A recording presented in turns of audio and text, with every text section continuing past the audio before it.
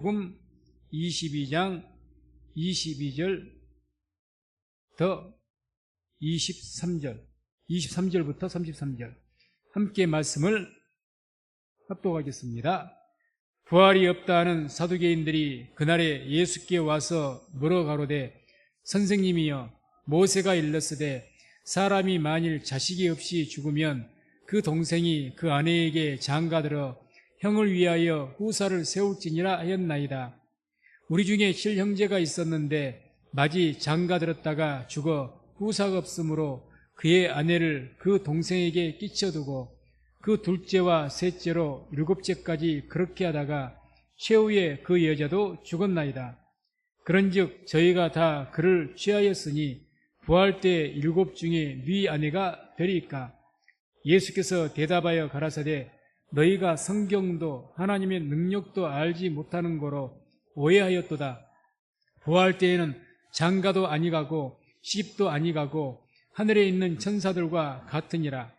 죽은 자의 부활을 의논할진대 하나님이 너희에게 말씀하신 바 나는 아브라함의 하나님이요 이삭의 하나님이요 야곱의 하나님이로라 하신 것을 읽어보지 못하였느냐? 하나님은 죽은 자의 하나님이 아니요 산 자의 하나님이시니라 하시니 무리가 듣고 그의 가르치심에 놀라더라. 아멘. 이 말씀을 중심으로 해서 부활의 소망 이란 제목으로 말씀을 선포하도록 하겠습니다. 오늘 말씀 듣기 전에 또 믿음으로 고백하고 인사합니다. 하나님의 때가 되었습니다. 하나님의 때가 되었습니다. 인사는 오늘 부활의 소망으로 살아갑시다 하고 인사합니다. 부활의 소망으로 살아갑시다 하고 인사하시기 바랍니다. 부활의 소망으로 살아갑시다. 사람이 반드시 죽지만 죽음이 끝이 아니라 반드시 부활하게 됩니다. 특히 우리 예수를 믿는 사람들은 생명의 부활이라고 합니다. 그 생명의 부활을 믿으시고 그 소망 가운데 살아갈 수 있는 우리 성도님 되시기를 주의 이름으로 축원을 드립니다. 오늘 이 말씀은 사두개인들이라고 하는 그런 어떤 종파가 있었습니다. 그래서 주로 이제 크게 대별되는 것이 사두개인, 바리새인 두 부류로 이어지는데 아무튼 이 사두개인들이 부활에 대해서 질문을 한 거죠. 예수님에게 모여서 항상 이들이 예수님에게 질문을 했을 때는 좋은 의도로 질문을 했다기보다는 뭔가 꼬투리를 잡아서 예수님을 험담을 하고 예수님을 모함을 하고 더 나아가서 할 수만 있으면 예수님을 법정의 어떤 뭘 통해서 고소해서 구속하려는 의도로 가지고 하는 겁니다. 어찌됐든 이제 23절 보면 이런 말씀이 나옵니다. 부활이 없다는 사두개인들이 그날에 예수께 와서 물어 가로되. 그래서 주로 유대인들에게는 그 성전에서 화요일 날은 질문하는 날이라고 합니다. 질문하는 날. 참 좋은 것 같습니다. 제가 제자 훈련도 해보고 이렇게 하지만 질문이 없다는 것, 그건 좋은 일이 아닙니다. 우리가 하브르타를 하고 있는데 하브르타 그 자체가 질문을 하는 거죠. 질문을 하고 답을 하고. 이게 굉장히 하나님 말씀을 우리가 아는데 큰 어떤 역할을 합니다. 그래서 유대인들은 화요일 자체가 성전에서 질문을 하고 거기에서 랍비라든가 이런 분들이 그 질문에 답을 해주는 날이라고 합니다.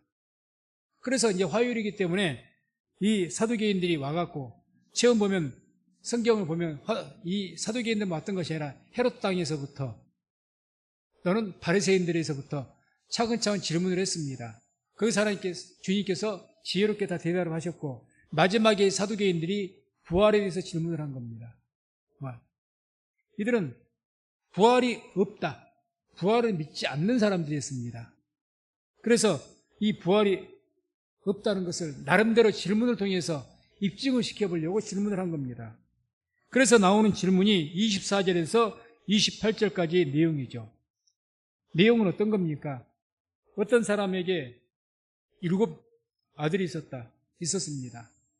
그래서 그 장남이 결혼을 해서 아내를 얻었는데 자식이 없어서 죽었다. 그럼 유대 율법의 계대법으로는 형님이 자식을 후사를 못 이으면 그 형수가 그 동생과 결혼을 해서 후사를 형님 이름으로 아들을 낳아주고 형님 이름으로 족보에 올리고 그렇게 이어주게 되어 있습니다. 이게 그들의 법입니다. 그래서 그 자기들의 법대로 그걸 이게 계대법 이렇게 말합니다. 계대법. 그래서 그렇게 연속해서 그 자기의 어떤 혈통을 이어가기 위해서 그런 제도를 택한 것인데 아무튼 그 법대로 형이 죽으니까 그 아우가 그 형수를 취했고 또 그 둘째가 죽으니까 셋째가 죽으니까 넷째가 계속 자식이 없는 거예요. 그리고 이제 말째, 일곱째 아들도 그 형수와 결혼해서 살았지만 자식이 없이 다 죽었다. 그래서 그렇다면 다음에 죽은 뒤에 부활이 있다고 하는데 부활하고 나면 그 형수는 누구의 아내가 되겠습니까? 하고 묻는 거예요. 그게 이제 28절에 나오죠. 부활 때 일곱 중에 네 아내가 되리까. 참 그들의 관습에 따라서는 대단히 이론적인 이야기죠. 아니 부활을 한다면 육체 부활한다는 이야기인데 다음에 그러면 7명이 다 그 한 여인을 취했으니 도대체 누구의 아내가 돼야 되냐 이 말이죠. 그러니 그 말은 어떤 저의가 깔려 있습니까? 그러니 부활이라는 것은 앞뒤가 맞지 않는 이야기입니다. 이 계대법이 율법에 의한 것이거든요. 모세 율법. 그러니까 하나님 율법에 의해서 그렇게 한 것인데 아니 율법에 의해서 그렇게 했는데 결과적으로 부활이 있다 그러면 도대체 누구의 아내가 되겠느냐? 그러니 부활이 있다는 것은 이건 있을 수가 없는 일이다. 이것을 이제 말하기 위해서 질문을 한 겁니다.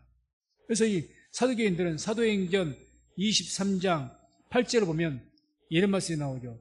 사도행전 23장 8절에 이는 사두개인은 부활도 없고 천사도 없고 영도 없다 하고 바리새인은 다 있다 하니라.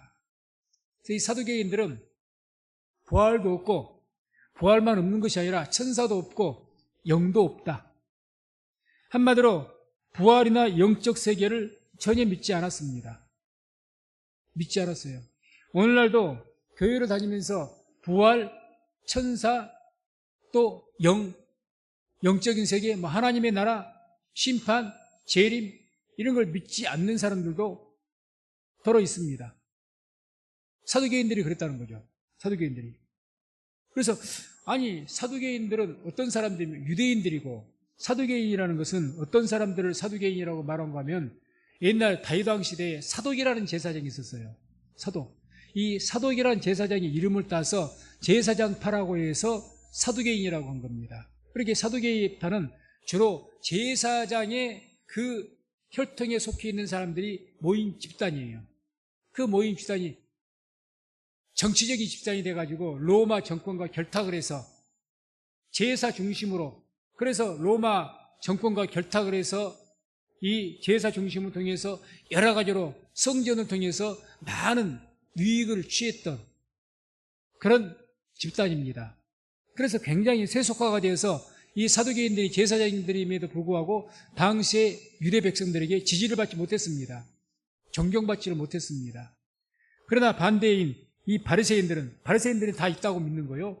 부활도 있다고 믿고 천사도 있고 영도 존재한다. 하나님의 나라도 존재한다. 다 믿는 거죠. 우리가 믿는 성경에 있는 거 다 믿는 겁니다. 이 바리새인들은 어떤 단체들이냐? 율법주의자라고 합니다. 흔히들. 이 율법을 숭상하고 하나님의 성경이죠. 성경을 온전하게 숭상하는 그런 사람들, 어떤 종파가 아니고 어떤 혈통이 아니고 유대 백성들 중에서 하나님의 율법을 믿고 그것을 중히 여기는 사람들, 그 사람들이 모인 사람들이 바로 바리새파였습니다. 주로 이분들에게서 성경을 많이 사랑하는 사람들이기 때문에 이분들 중에서 랍비가 많이 나오죠. 랍비. 그래서 예수님을 랍비여 이렇게 이야기한 겁니다. 예수님이 아론 계열이 아니거든요. 제사장이 아니란 말입니다. 제사장파가. 그래서 유대 지파죠. 그래서 예수님을 하나님 말씀을 가르치니까 랍비여라고 한 겁니다. 랍비. 그래서 아무튼 그런 종교 집단이라고 볼 수 있습니다. 그래서 이들은 이제 율법 중심이죠.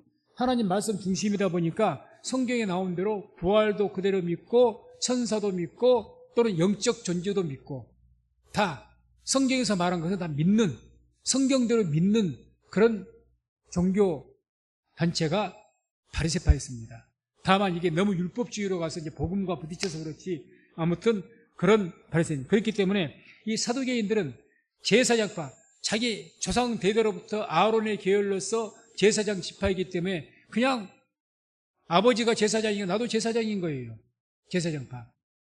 그래서 모인 집단입니다. 그래서 이 제사장이다 보니까 이제 성전에서 봉사하면서 성전에서 많은 어떤 유익을 취한 겁니다. 그러니까 예수님께서 성전에서 채찍을 가지고 휘두르시면서 하나님의 이 집을 강도의 구례를 만들었다고 진노하신 거죠. 성전을 통해서 많은 백성들에게 유익을 취하니까 유익을. 그래서 이 제사장파는 주요로 이 성전 관리를 누구에게 또 허락을 받느냐, 모두 종교라는데 로마 정권에 의해서 허락을 받아야 됩니다. 제사장도 제사장의 그 아론의 계열이 한두 명이겠습니까? 이때 당시에는 수백 명일지 수천 명이 될지 그랬을 겁니다. 40살에 번성했으니까 아론의 계열이. 그래서 그 사람들이 다 제사장이 될 수가 있는 거예요. 그러면 제사장이 누가 승낙을 해줘야 되냐? 로마 총독이 허락을 해줘야 제사장으로 임명이 됩니다. 그 사람들 중에서. 아론 계열만 되면 그 사람들 중에서. 그렇기 때문에 이제 로마 총독과 결탁을 한 거죠. 왜? 뭐 하려고? 대제사장이 되려고. 결탁을 합니다. 이 제사장파는 그래서 이 정치와 아주 결탁을 했습니다. 그래서 유대민족을 다스려간 집단이죠. 그래서 우리가 아니 사두개인 그러면 제사장 계열인데 종교 유대에서는 그 종교 지도자 그런 사람들인데 어떻게 이런 사람들이 성경에 있는 부활을 믿지 않게 되었을까? 어떻게 천사도 믿지 않고 영도 믿지 않고 성경에 없는 것이 아니라 다 나오는 이야기인데 믿지 않게 되었을까? 그 첫 번째 이유로는 바로 사두개인들이 조금 전에 말씀드린 것처럼 정교유착이라고 그러죠. 정치와 교회가 밀접하게 연결되어졌기 때문에. 그렇기 때문에 교회가 정치와 결탁이 되면요 반드시 부패하게 되어 있습니다. 반드시. 정치라는 것은 권세를 이야기하거든요. 권세와 명예. 교회라는 것은 거룩한 곳인데 이 교회가 이런 정치와 결탁을 딱 하지 않습니까? 반드시 부패해요. 그게 우리 교회사 역사에서 확실하게 증명된 것이 카톨릭 교회였고 카톨릭 교회 중세 때 완전히 정치와 교회가 하나였죠. 그때는. 그래서 카톨릭에는 교황이 영국이든지 프랑스든지 그때 왕들을 임명한 권한을 가진 분이 누굽니까? 교황이었습니다. 절대적인 권력을 가졌죠. 지금은 아니지만. 그래서 철저히 정교가 유착이 되어 있었기 때문에 카톨릭이 부패했고 그래서 그 부패한 그 신앙을 기억하기 위해서 생겨난 것이 오늘날의 개신교, 마틴 루터의 종교 개혁을 통해서 우리가 섬기고 있는 개신교, 그 개신교 종파 안에 들어가 있는 교단이 바로 우리 순복음교회입니다. 장로교, 침례교, 성결교, 구세군 이런 모든 교단이 다 개신교라고 하죠. 왜 이게 생겼느냐? 청주교회에서 거기도 예수님 말하는데 그 신앙 그대로 이어오면 되지 않겠느냐? 아니요. 정교가 당연히 유착이 돼가지고 완전 신앙이 성경적인 신앙이 아니고 변질됐어요. 지금은 사두개인처럼. 성경에는 부활을 이야기합니다. 하나님의 나라를 이야기합니다. 영적 존재를 이야기합니다. 영적 세계를 이야기하는데 다 부인해버려요. 현실적인 것만 믿는 거다 그 말이죠. 타락을 해서. 그게 원칙입니다. 그게 원인이었습니다. 그러나 우리 개신교 지금 개신교의 원칙은 정교, 정치와 교회를 분리시키는 것이 우리 종교 개혁할 때 원칙이었습니다. 이게 슬로건이었어요. 그러니 지금도 이 개혁신앙의 원칙에 따른다면 우리 신앙의 원칙에 따른다면 교회는 정치하고 분리를 해야 됩니다. 교회가 정치에 간섭을 하고 그렇게 하면 우리 개신교 원리에 맞지 않습니다. 교회는 항상 교회라는 것은 하나님을 예배하고 복음을 전파하고 그 역할을 하는 것이 교회이지 교회가 정치에 관여해서 나라를 다스리는 것이 교회가 아닙니다. 나라를 다스리는 것이. 그러니 교회가 왜 오늘날 우리가 지금 경험했던 것처럼, 비상계엄을 통해서 경험했던 것처럼 교회 때문에 많이 문제가 생겼느냐? 자꾸 잘못되어진 종교 지도자들이 정치와 결탁을 한 거예요. 그래서 문제가 많아졌고 옳지 않습니다. 그래서 건전한 보수적인 신앙 가지고 성경적인 신앙관을 가진 분들은 다 이런 분들을 같은 교회로 경계를 합니다. 경계를 하죠. 안타깝게 그래서 지금 이 한국 교회가 지금 두 군데로 나눠진 거나 다름없죠. 완전 나눠져야죠. 이게 이제 분열이 돼서 갈등이 심한 겁니다. 그러나 분명한 것은 성경적으로나 우리 개신교회 처음 출발했던 마틴 루터의 종교개혁의 그 출발점을 왜 마틴 루터가 종교개혁을 했느냐? 카톨릭이 정치와 교회가 결탁되어서 부패한 것을 너무 똑똑히 보았기 때문에 이제 그걸 벗어나기 위해서 다시 교회를 교회답게 만들자. 그걸 위해서 개혁을 한 겁니다. 그래서 그런 원리에 따른다면 이렇게 지금도 똑같습니다. 교회는 나라와 민족을 위해서 기도는 하되 정치에 관여해서는 안 됩니다. 목회자가 정치에 관여, 아예 목회자의 제 개인적으로 사임을 하고 정치에 뛰어드셔야죠. 그러면 목회자 신분을 가지고 정치에 관여를 하고 이렇게 하면 옳지 않습니다. 옳지 않는 거죠. 그렇게 하려면 목회자 사임을 하고 깨끗하게 국회의원으로 나가시든지 그렇게 하는 게 맞습니다. 이렇게. 그래서 목회자의 신분을 가지고 정치활동을 해버리니까 이게 이제 문제가 심각해진 거예요. 그렇게 하면서 교회를 목회자이니까 또 성도들에게 정치적인 이야기를 하게 되니까 이 강대상에서는 여기에서는 예수님에 대해서 죽으시고 부활하신 복음에 대해서 전하라고 강대상이 있는 것이지 정치에 대해서 피력하라고 있는 강대상이 아닙니다. 그래서 여기에서는 이유가 없는 거죠. 정치와는 무관하게 오직 성경에 있는 말씀 이걸 가르치는데 집중을 해야 됩니다. 그래서 아무튼 왜 이 사두개인은 종교 지도자고 제사장, 오늘 같으면 목회자들인데 이런 분들이 어떻게 성경에 있는 부활도 믿지 않고 천사도 믿지 않고 영도 믿지 않고 하나님의 나라도 믿지 않고 이런 것을 안 믿을 수가 있는가? 타락했기 때문에 완전히 신앙이 성경적으로 믿지 않는 거죠. 현세적으로 이렇게 믿는 거죠. 그래서 이들은 한마디로 세속적인 신앙이었습니다. 사두개인들은 세속적인. 그래서 사두개인들의 그 신앙의 목적 다 뭐냐?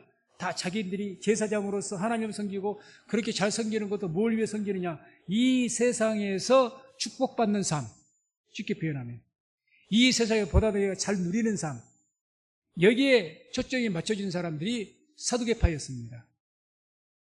이런 분들이 부활을 믿을 수가 없죠.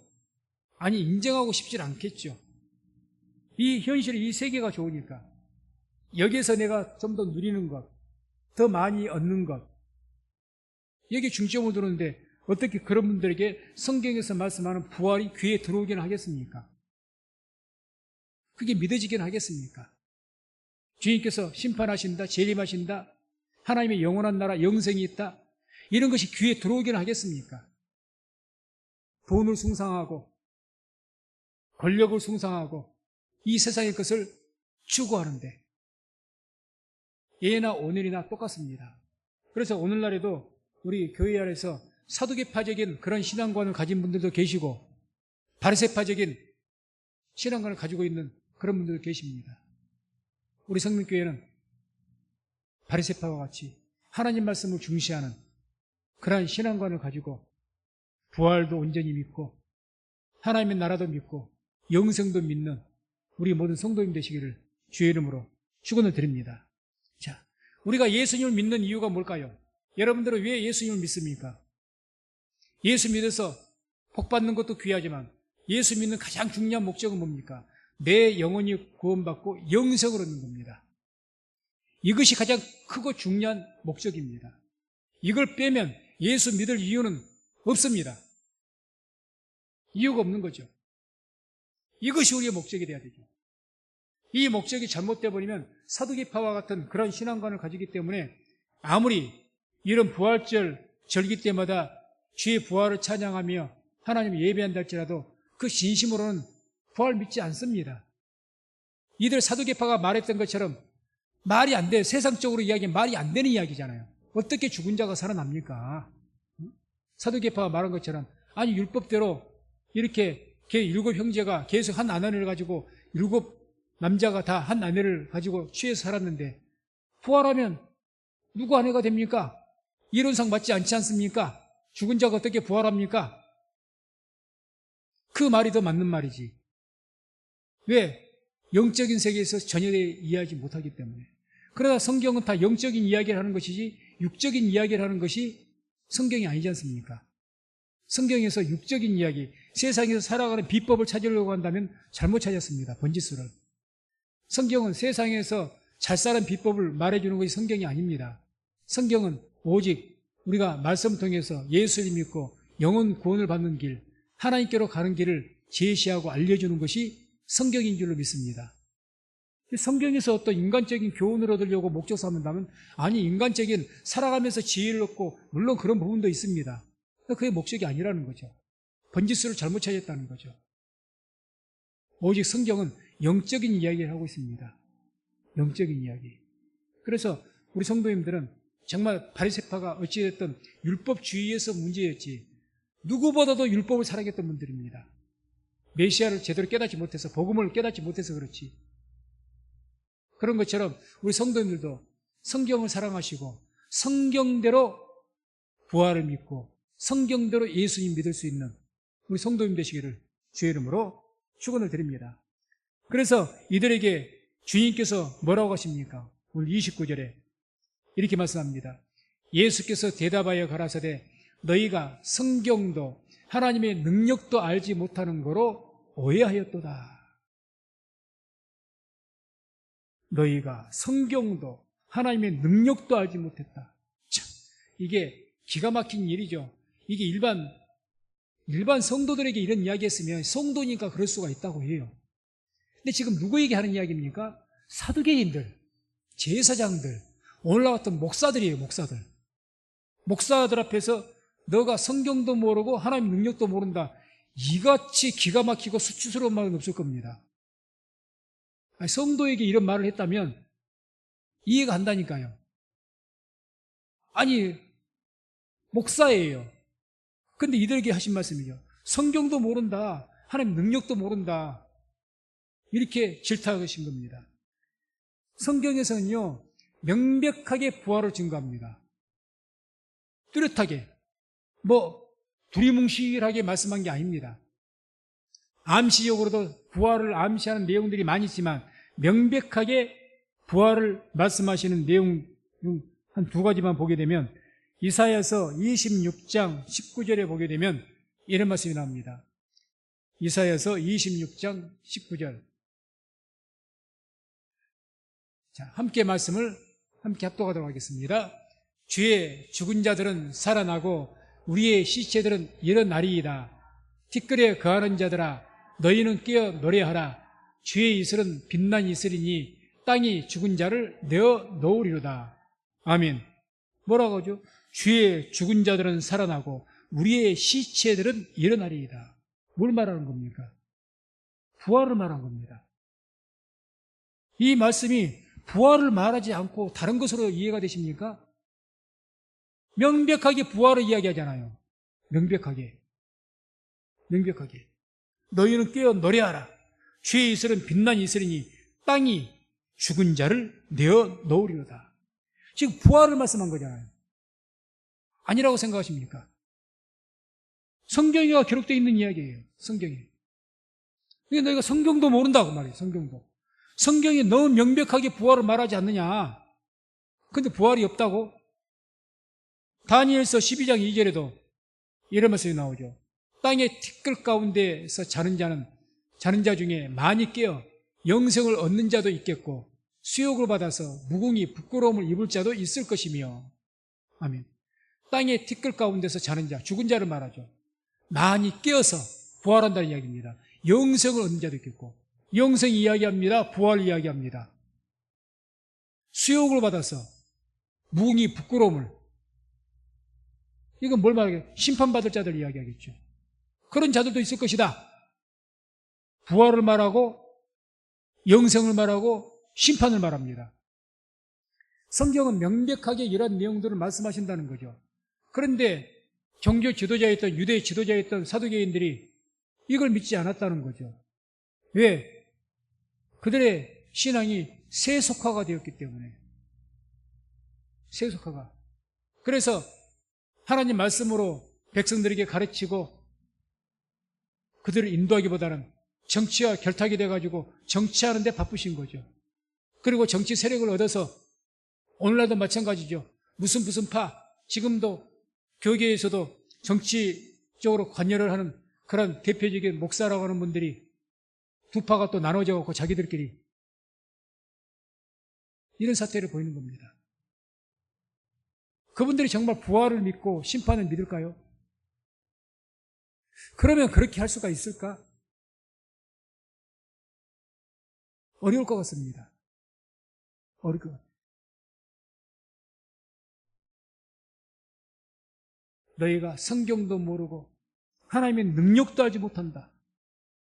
하나님은 말씀으로 온 우주 만물, 천지를, 우리 사람을, 인간을 말씀으로 창조하신 줄로 믿습니다. 그래서 하나님을 우리는 어떻게 표현합니까? 전지전능하신 하나님. 딱 맞는 표현입니다. 전지, 모든 것을 하시는 하나님. 전능, 모든 것이 가능하신 하나님. 불가능이 없는 거죠.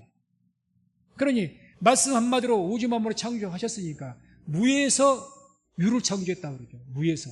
아무것도 없는 곳에서 유를 창조해요. 우주 공간에 텅 빈 공간, 우주 공간에 말씀으로 이 지구를, 땅을 만드시고 하늘을 만드시고 해달별을 만드시고 모든 생물을 만드시고 인간을 창조하신 분이 하나님이십니다. 그분 앞에 뭐가 불가능일까요? 죽은 자를 살리는 것이 불가능이겠습니까?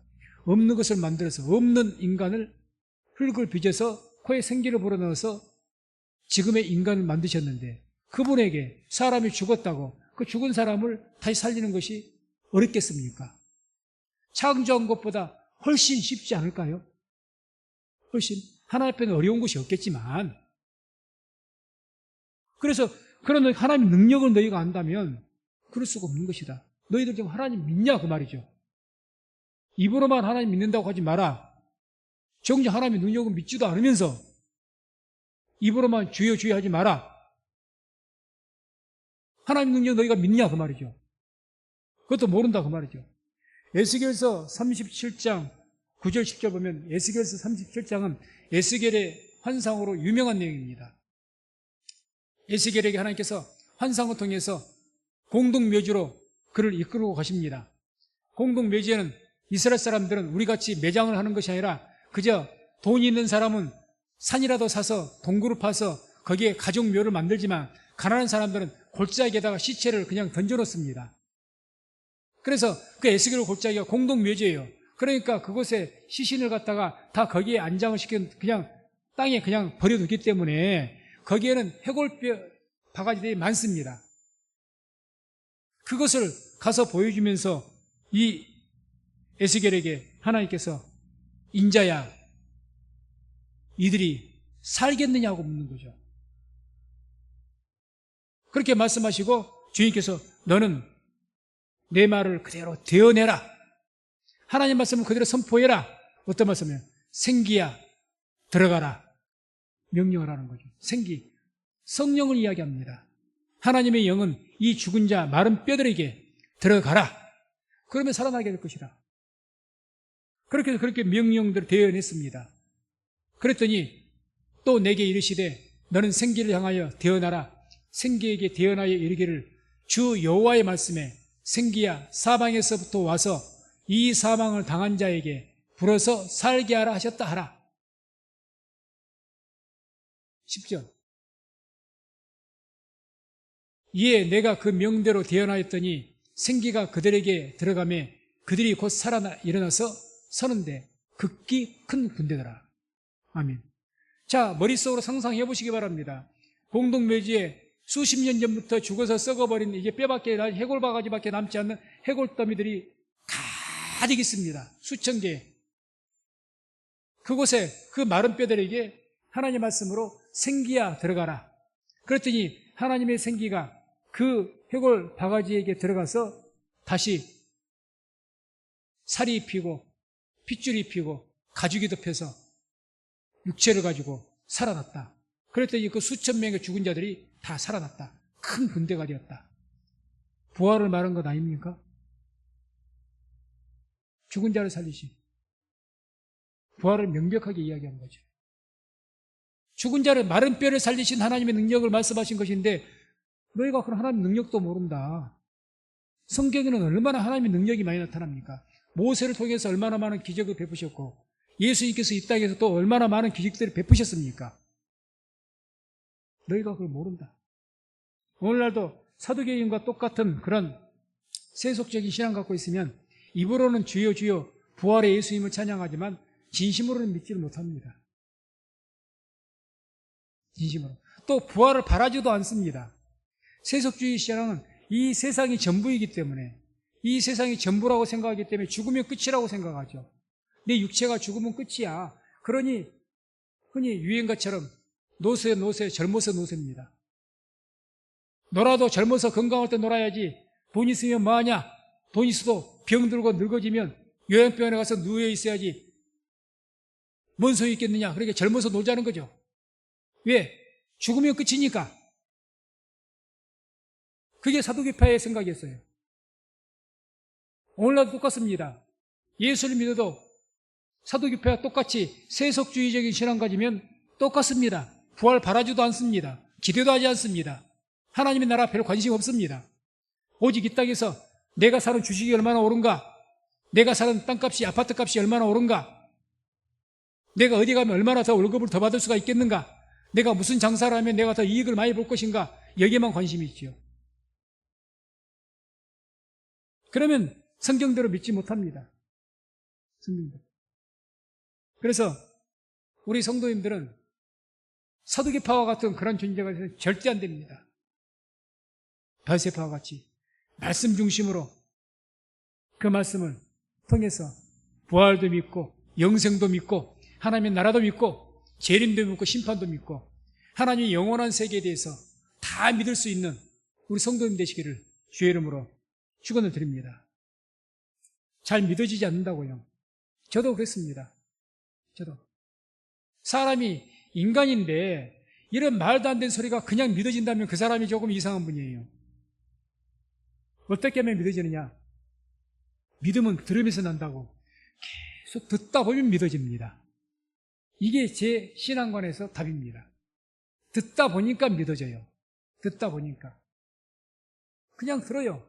그래서 처음부터 내가 뭐 특별하게 갑자기 그냥 부활이 믿어지고 또 영생이 믿어지고 그러면 얼마나 좋겠습니까? 그럴 수도 있겠지만 극히 드문 이야기고 일반적으로는 이게 진심으로 믿어진 것, 내가 의심이 되지 않고 내가 죽으면 부활하게 될 것, 믿어지는 것은 말씀을 계속 듣다 보면 어느 순간 믿어져요. 내 마음에 다시 말해서 죽은 자가 살아난다는 그 부활에 대해서 거부 반응이 일어나지 않습니다. 인정이 되고 내가 부활을 본 적도 없습니다. 하나님의 기적을 저는 체험해 본 적 없어요. 근데 지금 다 믿어져요. 확신을 하게 됩니다. 듣다 보면. 그래서 교회를 성실하게 다니다 보면 말씀을 듣게 될 것이고 말씀을 듣다 보면 믿어지는 은혜가 임하게 될 줄로 믿습니다. 왜? 믿음은 하나님께 주신 은사이기 때문에 에베소서에 나온 것처럼 주신 선물이기 때문에 믿음은 사람이 똑똑해서 믿는 것이 아닙니다. 하나님께서 믿어지게 하시는 거죠. 듣다 보면 믿어질 때가 있는 거죠. 그래서 열심히 들으시고 성경에서 말씀하시는 모든 신비적인 것, 영적인 것들을 다 믿을 수 있는 우리 성도님 되시기를 주의 이름으로 축원을 드립니다. 그러면 이렇게 한번 성도님들께 물어보겠습니다. 여쭙겠습니다. 여러분들 자신이 부활할 것을 믿습니까? 할렐루야. 어떤 경우는 그렇습니다. 교회 다니면서 예수님의 부활을 찬양하면서 잘 믿어요. 당신이 부활할 걸 믿느냐 그러면 그거는 머뭇거립니다. 성경에서 나온 사실이니까 그것은 뭐 믿어야죠 하고 믿어요. 예수님 부활은. 성경에 기록되어 있으니까 부인은 못하겠잖아. 그러면 당신도 다음에 죽어서 부활할 거 믿습니까? 여기에서는 선뜻 대답 못합니다. 선뜻. 아니 예수님의 부활을 믿는데 내가 살아서 부활할 것은 쉽게 못 믿는다는 거죠. 공감하십니까? 이해가 되는 이야기죠. 이해가 돼요. 이게 우리의 모습일 수가 있습니다. 근데 성경은 뭐라고 이야기하죠? 예수님만 부활하신다고 했습니까? 모든 죽은 자들이 다 살아난다고 했습니다. 모든 자들이. 분명히 말씀하죠. 그래서 요한복음 5장 28절, 29절 보게 되면 우리 말씀을 함께 합독합니다. 이를 기이 여기지 말라. 무덤 속에 있는 자가 다 그의 음성을 들을 때가 오나니 선한 일을 행한 자는 생명의 부활로 악한 일을 행한 자는 심판의 부활로 나오리라. 아멘. 분명히 명백하게 성경은 말씀합니다. 이를 기이 여기지 말라. 무덤 속에 있는 자가 다 그의 음성을 들을 때가 오나니. 언제요? 예수님께서 재림하실 때. 오나니 선한 일을 행한 자는 생명의 부활로 악한 일을 행한 자는 심판의 부활로 나오리라. 모든 사람이 다 부활한다고 말씀을 합니다. 무덤 속에 있는 자, 예수를 믿는 자만 말한 게 아닙니다. 죽은 모든 사람들을 다 말한 겁니다. 모든 죽은 자들이 다 그의 음성, 재림하신 예수님의 음성을 들을 때가 올 것이다. 그 말씀을 선포하신 거죠. 성경은 우리에게 뭘 말씀한 거냐? 너희들의 육체의 죽음이 끝이 아니다. 그 말입니다. 육체의 죽음이 끝인 줄 아니까 이 세상의 것이 전부인 줄 압니다. 영원한 나라를 믿지 않으니까, 영생 믿지 않으니까 그럴 수밖에 없죠. 성경적인 입장에서 보면 영원한 나라는 영원히 사는 것이고 이 땅에서 100년 남짓 사는 것인데 비교할 수도 없는 것인데, 그러니까 확실하게 부활을 믿고 영생을 믿으면 이 땅의 것이 정말 가치가 없어 보입니다. 그래서 그런 믿음을 가지면 자연스럽게 어떤 삶을 삽니까? 나그네의 삶을 살아요. 이 땅을 살 때 그냥 잠깐 여기 거쳐가는 정류장이에요. 그리고 목적은 영원한 나라를 바라보게 되는 거죠. 그런데 영원한 나라를 믿지 않으니까, 사두개인처럼 믿지 않으니까, 그래 이 땅에서 살아갈 때 남보다 한 푼이라도 더 가져야 되겠고 땅 한 평이라도 더 누려야 되겠고 내가 좀 더 보여라도 해서 1년이라도 더 살아야 되겠고 여기에 온 관심과 초점을 다 가집니다. 요즘에 건강에 대해서 얼마나 관심이 초점인지 모릅니다. 웰빙. 어차피 인생 살아 어차피 죽지만 살아가는 동안에 건강하게 잘 살아보자. 그게 나쁘다고 말할 수는 없겠지만 여기에 치중을 해버린다는 거죠. 그러니 정작 교회에 나와서 사도교회는 목회자 신분이면서도 성경도 모르고 하나님의 능력도 모르기 때문에 그걸 바라지 않기 때문에, 그러니까 신앙 자체가 부패해버린 거예요. 우리의 믿음도 똑같습니다. 똑같죠. 목사라도 하나님 말씀을 모르면, 하나님의 능력 모르면, 그리고 세속화가 되면 사두개파와 같이 그렇게 됩니다. 부활도 믿지 않고 영도 믿지 않고 천사도 믿지 않고. 그래서 분명히 우리가 알 수 있는 것은 성경은 뭘 말씀하느냐? 죽음이 끝이 아니라는 것을 알려줍니다. 죽음이 끝이 아닙니다. 성경에는 우리 생명을 표현할 때 두 가지 단어로 이야기합니다. 성경은 헬라어라는 원어로 기억되어 있죠. 그래서 성경의 생명을 말하죠. 우리 육체의 생명을 말할 때는 푸시케라고 하고, 영적인 생명, 영원한 생명을 말할 때 쪼에라고 합니다. 생명의 부활을 말할 때 쪼입니다. 영원한 생명을 얻을 것이다. 푸시케는 육체의 생명, 육체의 생명은 100년 남짓하다 다 늙어져서 죽습니다. 그게 끝이 아니라는 거죠. 다음에 부활해서 영원한 생명을 얻게 될 것이다. 반드시 예수 믿지 않는 모든 자들도 원하든지 원치 않든지 다 부활에 이르게 돼서 어떤 사람은 예수를 믿지 않는 그런 사람들에게는 심판의 부활로 심판받을 것이다. 너희가 행한 모든 죄악에 대해서. 그러나 예수를 믿는 그런 자들에게 생명의 부활로, 영원한 생명의 부활로 심판을 받지 않고 그런 부활에 이르게 될 것이다.